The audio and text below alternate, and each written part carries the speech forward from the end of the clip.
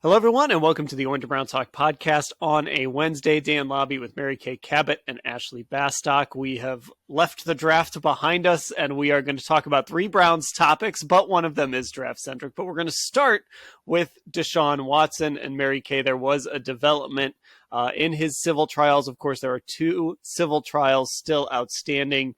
Attorney Tony Busby, who represents one of the women whose trial is still, whose case is still outstanding, Lauren Baxley, has asked for a date for that trial. Can you kind of fill us in where things stand on that right now? Yeah, I mean, Lauren Baxley has stuck to her guns on this. She has refused to settle with Deshaun like 23 of Tony Busby's other clients have done. One dropped their suit. But 23 of them settled. Lauren Baxley is the lone holdout of Tony Busby's clients. She wrote back in, I can't remember what, it was last year sometime. It was like right after the settlement, or kind of around the settlement.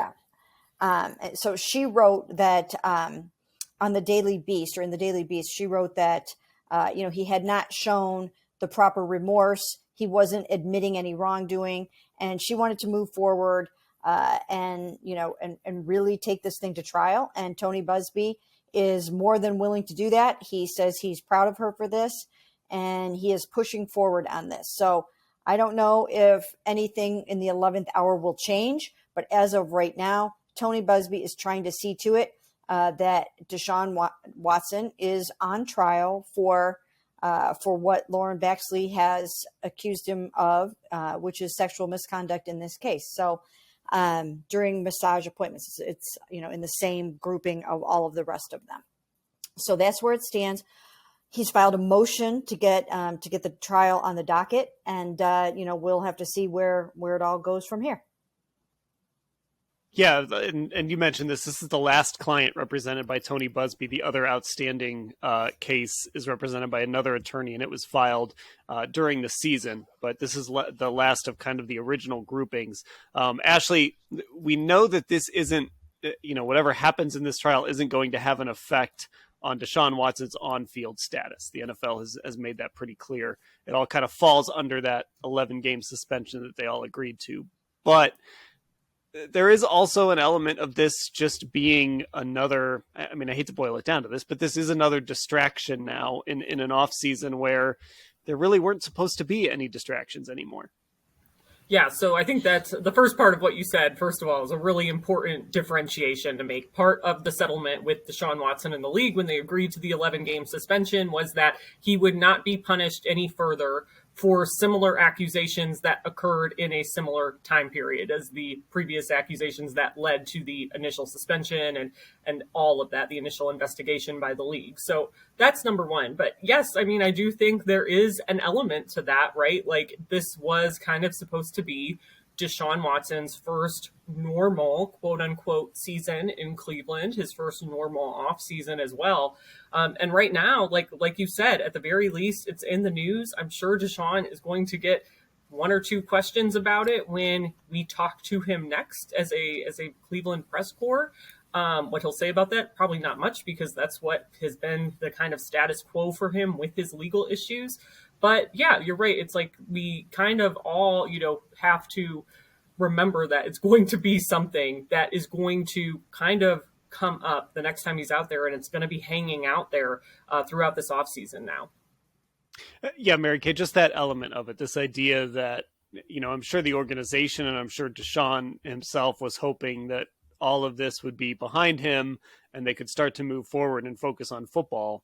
But now this is back, at least until there's some resolution here, whether they actually do settle, whether it goes to trial. And of course, whatever they find in the trial, that's a whole, that could open up a whole nother set of distractions. But it's just, this is back. This is still hanging over this whole situation. Yeah, and one of the interesting things that I was thinking about yesterday when I was writing this was the fact that when Lauren Baxley did write about this, she said that one of the reasons why she refused to settle was because he had not gotten substantive treatment he had not done anything to undergo that intensive treatment program. And she felt that therefore he would be liable to repeat the actions that she accuses him of. Since that time, however, he has served an 11-game suspension. He's paid a $5 million fine, and he has undergone extensive treatment by the NFL. Now, does this mean that if they open it back up, if Rusty Hardin, who is Deshaun Watson's lawyer, gets back with Tony Busby and they start to talk things through again, and they go over some of the issues and some of the rehabilitation that he and the treatment that he has undergone, will that change anything? Will she be apt to settle at all? Or is she absolutely 100% opposed to doing that and wants to get him on trial so that she has her say, so that she can have her day in court? So we don't know about that yet. But I think that's, one of the things that stood out to me was that, the treatment piece was really kind of the thing that was bothering her seemingly the most, or one of the things. So we'll see what impact that has going forward. But yes, it is it is out there in the news again. And, Deshaun is human and it's going to bother him. I mean, it just is. This stuff is going to bother him. It bothered him last year too. Now, I mean, people will probably say, why am I worried about anything bothering him? What about the women? And I'm not saying that. So that's not the point I'm trying to make.